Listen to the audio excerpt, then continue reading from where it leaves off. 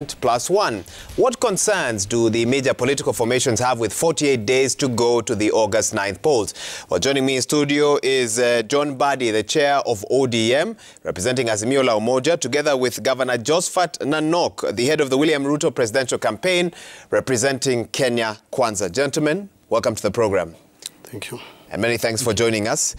Josphat Nanok, let me start with you. First things first, I don't know if you had a chance to catch our top story this evening, an exclusive story on a petition to have a complementary voter roll, which IEBC has said is not necessary, it is open to being tampered with, and they believe there's no need for it. Keep it digital. Do you support this petition as Kenya Kwanza? Let's start there. I did see it today, but I've been following the story the last 3 days when IEBC announced that they will want to keep everything digital. But of course, you know that digital relies on power, and sometimes power can fail, particularly in rural areas. So I think they still have to rethink again a backup. I think is important. You would support a backup? If technology fails in quite a number of places, what do you do? And people have gathered to vote. So I think it's critical to relook at that matter again. And I will urge IEBC to call the stakeholders, the parties in the race, so that we sit down and be able to agree on what we think is going to be visible. Not unless they can assure us and commit in writing that technology will not fail and power will not fail. What about those who say, before John Mbadi comes in, that you create confusion with this backup, you open it up for manipulation? There are those who have that concern. I don't know. The concern may be there, but I think it depends on how you tighten the systems. Because, I mean, you rely much on technology. Yes, it is good. It makes things faster. But sometimes in rural areas, when it fails, what do you do? I think we've got to agree so that we get that commitment that the network connectivity is not going to fail. The power backup solution is not going to fail. You remember very well 2 weeks ago when IEBC was showcasing the result transmission system. The first thing that happened was power went off for 10 minutes at the National Tally Center. But I think it's critical we sit down on the table so that we can be able to discuss this and agree on a much better way forward. Okay. Yeah. We're sitting on a table. The only player missing is IEBC. Maybe we'll have them on next week. But John Mbadi, same question to you. Any concerns about that petition? You support or disagree with it? Thank you, Wahiga. Wahiga, you'll recall that when our presidential candidate appeared before IEBC on the 5th of May, 5th of June, to be cleared as a candidate, he raised 10 issues with IEBC. The first one was actually electronic voter identification and transmission of results, which is tied to this petition, actually. So we wanted to know whether we will have electronic identification of voters or otherwise. And Waiga, you'll agree that the voting process, the electoral process is voting, counting of votes, and transmission of results. Usually the problem is in two areas: voting and transmission of results. Counting of votes is pretty easy. Now voting, we don't want where dead people are voting, Wahiga. And the moment you don't use electronic voter identification, you create room for manipulation. You create room for possible people who died a while ago to vote. And by the way, it is reassuring and very positive that at least the audit has been done and the number of dead voters have been minimized, because again, people are still dying. So even after the audit, there are people who will be dying, who will be dead, and you don't want them to vote. So if IEBC could assure us, one thing that I think IEBC needs to do is to be a bit more engaging. Chebukati, who is the returning officer for presidential election, should come down from the ivory tower and sit with stakeholders. Because one thing is you need to carry along with you stakeholders. If we can be assured that the electronic voter identification, that the system will not fail, it is the best. But this thing called contemporary is just, or complementary, is but creating an avenue for manipulation of the voting process, because then you will not be sure whether people who actually did not physically appear at the polling station would not vote. So I would not fully agree with the petitioner so long as we can be assured that that enough action is taken to ensure that the voting process will not be interrupted on the election day. Okay, let me open this up a bit more. Governor Nanok, with 48 days to the polls, as Kenya Kwanza, what are your greatest concerns? Yeah, I think one of the biggest concerns that we had when our candidate William Samoei Ruto went to register with IEBC was a register. And of course, the audit of the register has been announced by IEBC. We are yet to see the full detailed audit report so that we can look at the numbers, the increase in numbers. So for now, you can't say whether that 22 million figure satisfies. We can look at the increase of numbers from the 19 million to 22, so that we can see. There have been concerns of illegal transfers. In fact, even IEBC talking of punishing 3 of its officers. We will want to dig deep and see whether that cleanup has actually been done or it hasn't actually been done completely. We will also want to see the digital register that is going to be in the KIMS kit to be certified that it is actually 22 million people, and that there are no complaints from voters that they have been illegally transferred to wrong polling stations. I think that's one critical one. The second was on voter transmission system, which we had raised issues that we really wanted to see that it is able to do the job it's supposed to do, and it has security features that cannot be interfered with by any third party. I think those are the biggest concerns. Remember, we made, the stakeholders made various comments on the system. It wasn't user-friendly. We are yet to have IEBC call us again to show us the final result transmission system, which we will want to see, because what was presented to us wasn't working so well. I think we want to see the final one with our inputs so that we can be able to endorse. And then the next issue is how they're going to be identifying polling clerks and presiding officers in the various polling stations. I think is a major concern.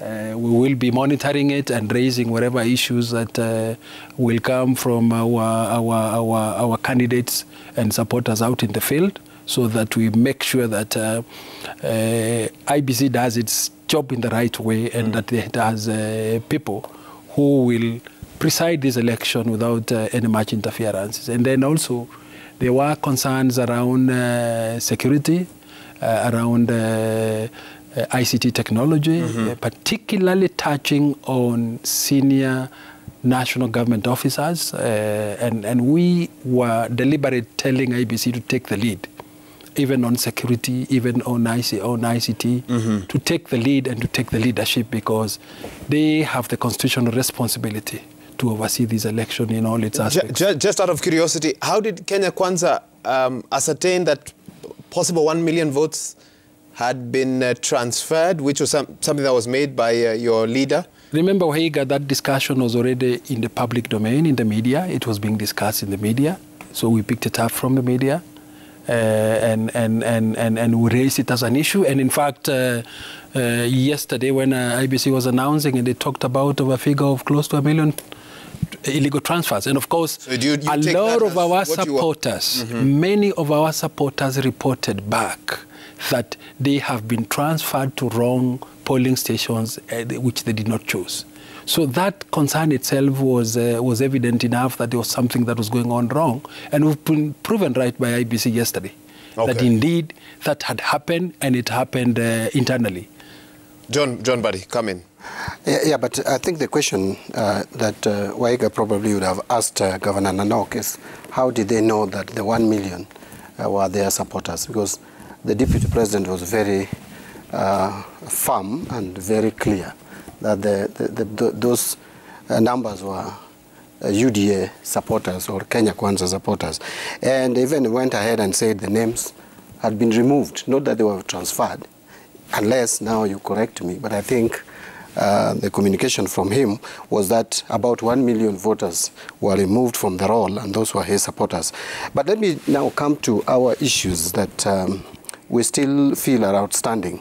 I also share the sentiments of the governor and the concern that he has regarding the transmission of results. This has been a challenge in this country in the past 2 elections, where we have attempted to use something similar or close to electronic transfer of results. I still get the feeling that the transfer of results to the National Tallying Center is not purely electronic. It is partly manual and partly electronic, because it is keyed in at the constituency tallying centers or something like that. So that needs to be looked into. There is also the issue that you touched on recruitment of electoral officials. We have concerns that certain areas you find people from one ethnic community populating the next, there's one county or the other in terms of numbers of those electoral officials, the returning officers, and I think it is a serious concern to us. But I know our chief agents, the 5 of them, are dealing with this matter. I think there was supposed to be a meeting today with IEBC. I don't know whether it took place. On the issue of technology and data migration, we need to be clear whether everything was transferred or migrated to the electronic system. We need to know the technical issues and the internal controls, because again, it is the staff of the IEBC which has been interfering with the electoral process, and it has been proved, and the Supreme Court verdict of 2017 affirmed the same. We would want to be sure that this time there are enough internal control mechanisms which would then enhance integrity, credibility, and transparency of this electoral process. It's a very critical election. It is a transitional election, and we can't get it wrong. Finally, I think where Governor Nanok and his team find it getting it wrong is the involvement of state agencies. You know, and IEBC also got it wrong when there was interstate kind of, there was supposed to be a committee that was supposed to help in preparing for elections. IEBC even boycotted or walked out of that committee. I thought that was irresponsible. You need the government in terms of supporting and facilitating what would you call ICT system or communication system. You need the government, even the judiciary, in terms of understanding the process. You need all these people. You need security. So unless there is direct and deliberate interference from any of these agencies, then you would expect IEBC to cooperate with these agencies to ensure that we have a more believable electoral process. Nanok, maybe on that last, go ahead. Maybe just a small comeback, and I think my colleague here, Mheshimiwa Mbandi, has talked about how we branded those we claimed that 1 million had been moved as our supporters, because the information that was reaching us was from our strongholds. And when the numbers increased to many, a significant number, then it raises a bell, because already the media was discussing about this. And I think the Deputy President was addressing that specifically, that actually those numbers were coming from our strongholds. And then second is that... so he had his own intel, or it was it what was in the media? No, it's what we got from the media and the information we're getting from party supporters out there. Out across the country. Because they will go and check the names and they immediately call us and tell us we've been transferred illegally. And then second is, and as I said, IEBC is an independent body. It is supposed to superintend the elections. It is supposed to supervise the election.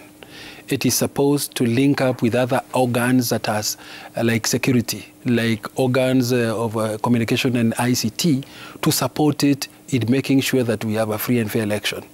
But the committee that was set up then was not a committee shared by IEBC. It was a committee shared by the executive, people who don't have the direct responsibility of election. If that committee had been shared by IEBC, then IEBC will retain its independence by being the one that is co-chairing that meeting and ensuring it goes the direction it wants. But it wasn't like that. So I will fully agree with IEBC by walking out, because that was more or less trying to control the IEBC in its constitutional responsibilities. Do you agree with his assertion that your complaints about civil servants takes away the fact that they are needed for this process? That was, I think, his last comment. I don't know where his complaint is coming from, but we're saying that IEBC has been recruiting, and it's recruiting even now. What we are saying... One of the other concerns you raised is about the civil servants addressing themselves on the campaign trail, and he says to him that's a different matter altogether. No, there have been those concerns because for instance, you have the CS Mishero, who is in charge of IT and communication technology, taking partisan positions on politics, and yet he's supposed to be non-partisan, supporting IEBC to deliver. I mean, those are the examples I was giving. And of course, that doesn't give Kenyans the confidence that they will indeed provide that support required to IEBC. The moment they maintain a divided position of supporting, but also being partisan in the politics, then it doesn't give a very good picture out there. And we have to call that out. John, but even as you respond, Azimio wrote a letter to the IEBC querying the use of public resources by the Deputy President on the campaign trail. I don't know if you're privy to that. Yeah, I'm aware there was a complaint about the Deputy President. You know, our laws are clear that you shouldn't use government resources or state resources to further partisan political interests unless it is money that is specifically voted or budgeted as political parties' funds. Has Azimio also addressed it with the cabinet secretaries who are also campaigning within Azimio rank? If any cabinet secretary is campaigning using state resources, because the issue of cabinet secretaries campaigning, Waiga, is still contentious. We believe that the Constitution is clear on who should not. Cabinet secretaries are political appointees, and so they can campaign, just like the CECs at the counties.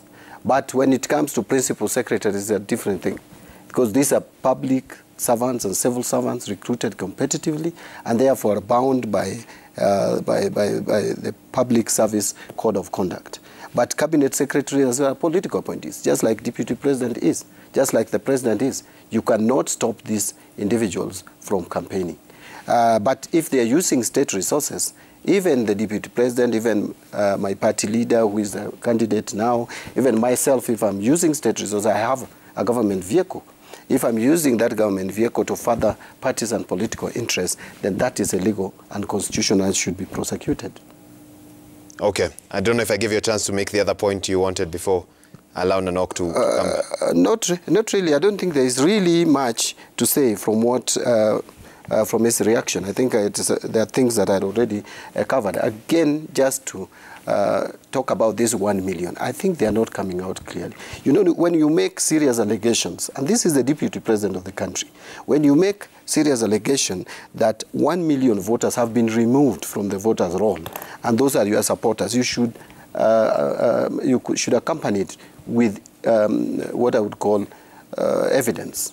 Credible evidence. You cannot say that you are here getting information from, sporadic information from your supporters, and then you made a conclusion that the number must be 1 million and that they are all your supporters. I thought that was irresponsible, reckless, and what Governor Nanok would do would just be to apologize to Kenyans that they didn't have facts about 1 million voters. It was alarmist, it was a statement of panic, and so it was not accurate. It was not true that 1 million voters were removed from the roll, and it is equally not true that those were their members or their supporters. Because if you are new in this country and you are told, the Deputy President is saying that 1 million voters have been removed from the roll and that they are specific, they are supporters of a specific political grouping, then it causes you concern. What a country is this? Now we are hearing that this was just hearsays from a few individuals who are reporting here and there that they have been transferred against their wishes. And they didn't confirm that the same was also true in some parts of the country. So it was not just confined to their area. Let me allow Governor Nanok to respond to that before we move on briefly. Thank you, Wahiga. I think you know very well, the Public Service Code of Conduct applies to every individual public servant. who is appointed, even those who are elected in terms of many things, except when it comes to discussing politics. So the cabinet secretaries, the CECs, I'm in charge of CECs, all of them have bound and have signed the agreement of abiding with this public service code of conduct. So when it comes to providing direct support to IEBC, and you have individuals that are playing a game half this way, it is wrong. It doesn't provide the confidence that is required to provide non-partisan support to an independent organ delivering an election. Secondly, when you transfer voters, as voters say, from Kiambu and take them to Wajir, you take another one from Nakuru and you take them to Mandera. You take another one from Uasin Gishu, you take them to Machakos. What is the difference of that illegal transfer and removal? Because it means if that voter goes to the polling station that they had chosen and they were registered at, they are not able to find their name and they are not able to vote. And when you do it consistently for 1 million people, then that number is huge. I think it is bound to create a concern. And we raised those matters. The presidential candidate for Kenya Kwanza raised those matters. And you saw yesterday, IEBC, in fact, indicated that there was an attempted illegal transfer, removal from the polling station they had registered in to other polling stations they had not known, they had not registered in. And in fact, talked of investigation and removal of 3 of its officers who were involved in this scandal. So we've been vindicated. So there's nothing to apologize on here. It is only that, and I will urge my colleague here with his team, once they see something going wrong, they should raise it within the system. They should raise it within the system. And then the letter, I've just heard you say about the letter Azimio wrote. I think we only saw it on the media. We haven't seen it. But I want to state here clearly that the Kenya Kwanza presidential candidate has not been using state resources. In fact, it is the Azimio candidate who is a state-sponsored candidate and have been supported by state resources. Ours is the Kenya Kwanza candidate has been supported by party members, well-wishers, and it is what has been utilizing, moving around. So those claims should actually be directed to Azimio. And I think they are raising those claims because of the violence they caused at Jacaranda, which they have not apologized on. And it is still the area that we will want the presidential candidate for Azimio to apologize, because twice and thrice there have been violence against the Kenya Kwanza politicians and candidates. But we've not gotten any apology from those who have been the source of that violence. You have proof of those who've been the source of that violence, Governor Nok? We have written a letter now to IEBC putting forward our complaint over Jacaranda. We wrote a letter previously on what happens in Nyanza when a presidential candidate visited.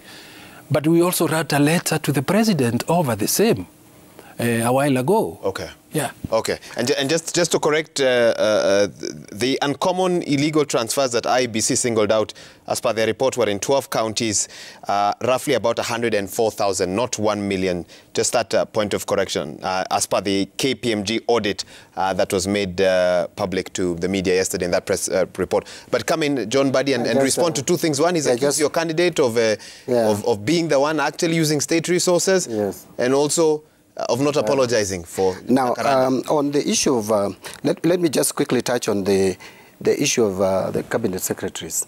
I would urge my colleague here to read the Elections Act, and by the way, that amendment was, or that the act was passed by a majority of the MPs, the MPs who supported William Ruto then with Uhuru Kenyatta. in the first Jubilee government. They are the ones who brought those amendments to the Act. So it is in place. The CSS are exempted from what he's saying. Now, on these two issues, one, the issue of Raila Odinga being supported by the state, I would like to see the evidence. At least I have evidence that Ruto is using state resources. Yesterday, as I was driving home, I passed so many people from Nairobi at official residence of the deputy president. And he is aware there was a meeting of people from across Nairobi, from Kawangware and all the other places in Nairobi. There were many there. In fact, they caused traffic jam as we were passing. The deputy president spent the day in Nakuru yesterday at an economic forum. Whether he sent his people to, what is clear, and I'm sure this can be verified, yesterday, the office of the home of the deputy president, which was official residence, there were Nairobians who had flooded there, and I'm told they were receiving some cash handouts. I didn't confirm that, but whatever they were picking, they were using the official residence. On the issue of violence, Jacaranda, you're reading of what occurred there. I just want to be very clear that violence of whatever nature during an electoral process must be condemned, and condemned in total. I would not sit here and support any violence caused by affiliates of our party or any individual within our party or without. But I don't think there is evidence that the violence at Jacaranda was caused by Azimio. If there is, then we would want to see that. But personally, I am aware that when there was violence in Nyanza against the deputy president in Kisumu, we condemned it. We could not apologize because you only apologize for a mistake you have committed. You cannot apologize for people who call themselves or who have been branded your supporters. You cannot apologize on their behalf. You can only condemn that act. If you apologize, like Ruto did for the Ngishu incident, then it means he was party to that violence.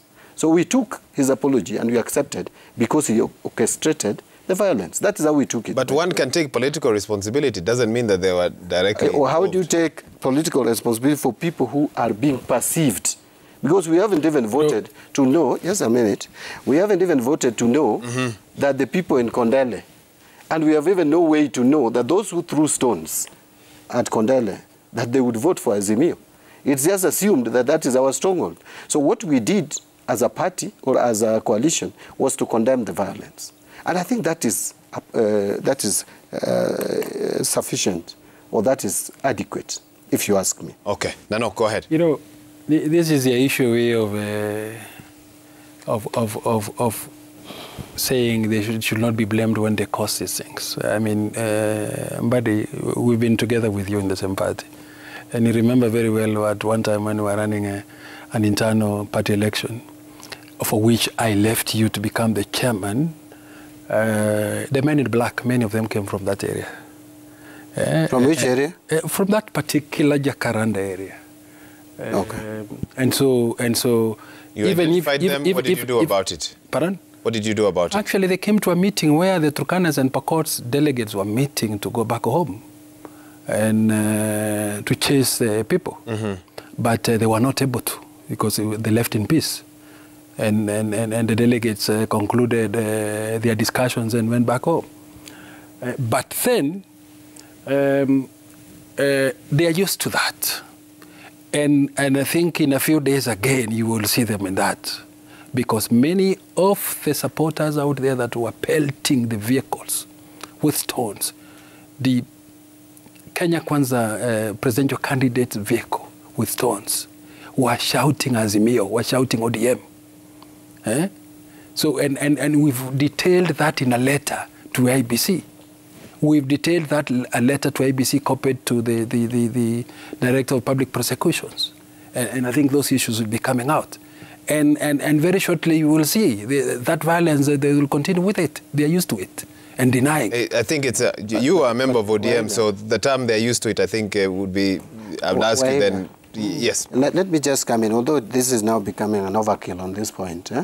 I probably need to move on. But Nanok has run on ODM ticket for 10 years.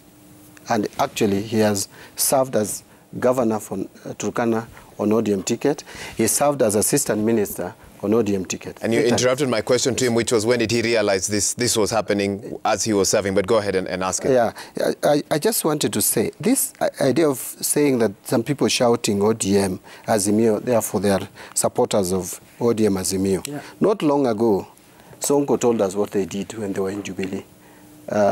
Branding their own supporters ODM, just to portray ODM as ugly and bad.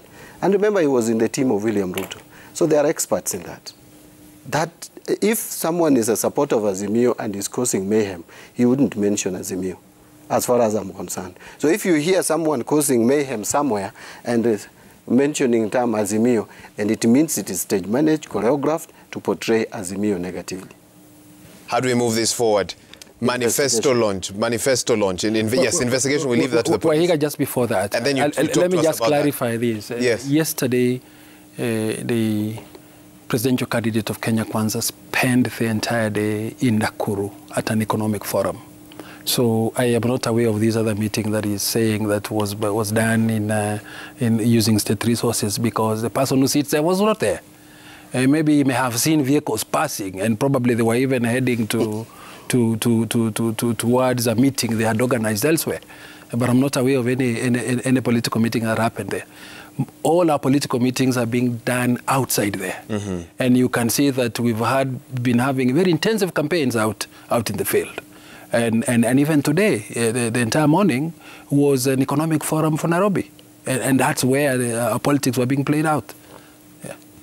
Governor, even as you respond to that manifesto launch, do we have the date confirmed? Thank you. Well, as you know, our manifesto launch has been a process. Mm-hmm. And it has been a process that has been people-centered, participatory process. We've been conducting economic forums with key players in the economic sector in every county. We are now down to 90% of the county done. Mm-hmm. We are finalizing the few ones that are remaining next week on 28th. And then immediately after that, but also as we are doing the county forums, we are also doing certain national symposiums. We've just finalized the Women's Symposium, where we signed a charter that offers the women of Kenya something to love and something that empowers the entire women fraternity. We've also having a symposium with the education stakeholders on Thursday, a national symposium. Okay. To tackle various issues in the education sector. But no date set yet. Just a minute. Okay. With the health sector also, mm-hmm. we will be having a symposium with the youth.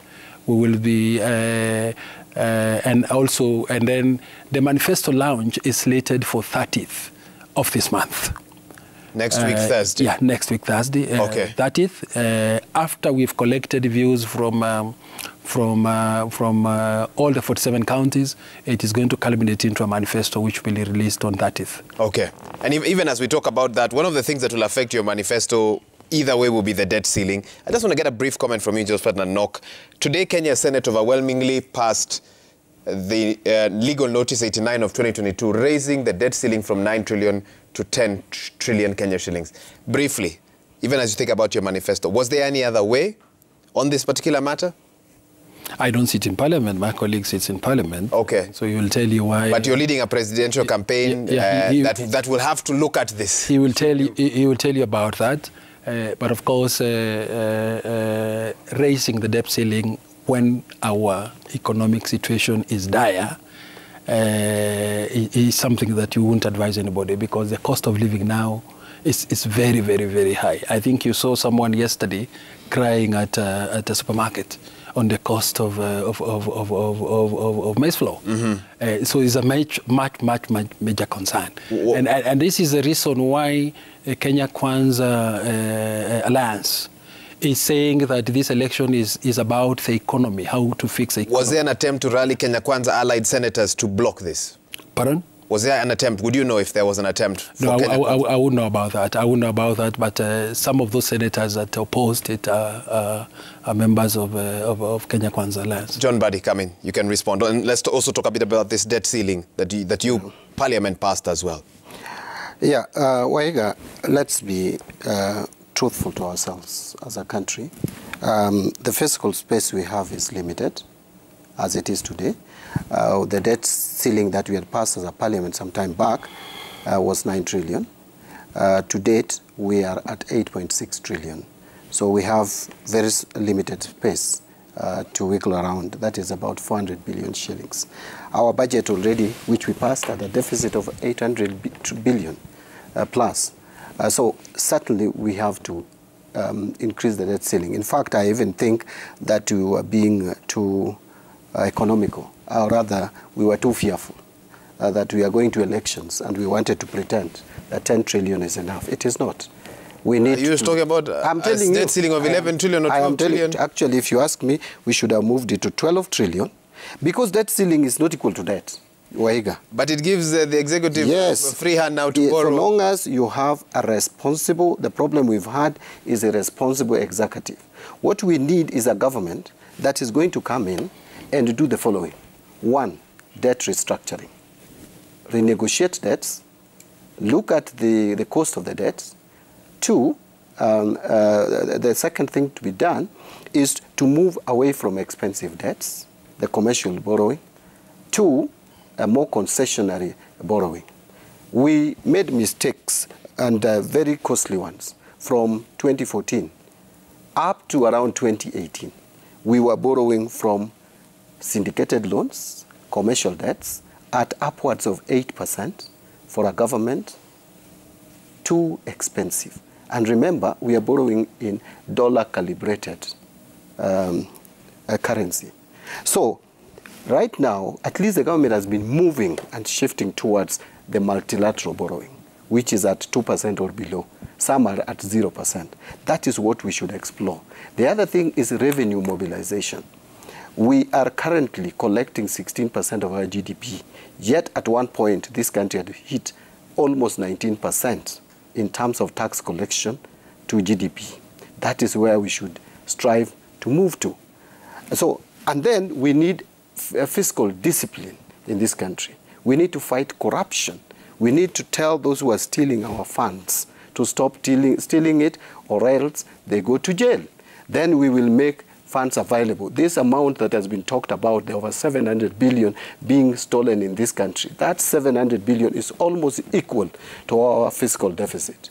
And therefore, pretending that we would just put a block on debt ceiling, and that is the solution or an answer. Some had hoped that Parliament could send a warning shot to the executive. Maybe. By doing what? You see, Waiga. Yes, Nanok, I'm also coming to you. We are coming to a new government. Let us just ask the new government, or elect a government that is responsive enough, a government that is real, a government that is committed to fiscal discipline, not a government that talks about things they don't even understand. Okay. Nanok, come in and then we take a quick break. Thank you, Higa. I think we must admit that our budgeting process and our indebtedness had been more focused or led by infrastructure and recurrent budgeting process. And this is where we've been heavily borrowing for. And this has to change. If you have been listening keenly to the Kenya Kwanza presidential candidate and all the other leading lights in Kenya Kwanza, we've been talking that we must fix this economy. We must grow this economy. And in fact, on the 30th, when we'll be launching our manifesto, we were going to be providing a roadmap on how we want to grow ourselves out of this debt and how we are going to grow ourselves out of this crisis. And the country and the Kenyans will agree with us that that is a team they can be able to provide confidence to deal with this matter. On the issues of corruption, you can't fight corruption when you individualize the fight, when you politicize the fight. We must go back to what the Constitution of Kenya says. The Constitution of Kenya says use an institutional approach. And that is why you have independent bodies. You have an independent body called EACC, independent judiciary, independent police service. We must strengthen those institutions and give them the mandate which the Constitution has granted them. We must operationalize the judicial fund. We must give the accounting powers to the police. so that they are able to manage their resources. So that's the approach. If we implement the constitution to the letter, then I know that the fight against corruption can be fought aggressively. Okay. But not the way we are fighting it, and not the way our opponents are proposing, because they want a continuation of the wrong approach that has been, that continue to be implemented. Gentlemen, allow me to take a short break, come back, take a lot of feedback that we're getting. 22422 is the SMS line. Hashtag is NewsNight, and then we wrap up this discussion this evening. What are your thoughts on the discussion we're having so far? State of preparedness by the IEBC, the state of the economy as well, with Kenya's Senate overwhelmingly passing that legal notice to raise the debt ceiling as well. NewsNight continues after this short break with your feedback. We'll be right back.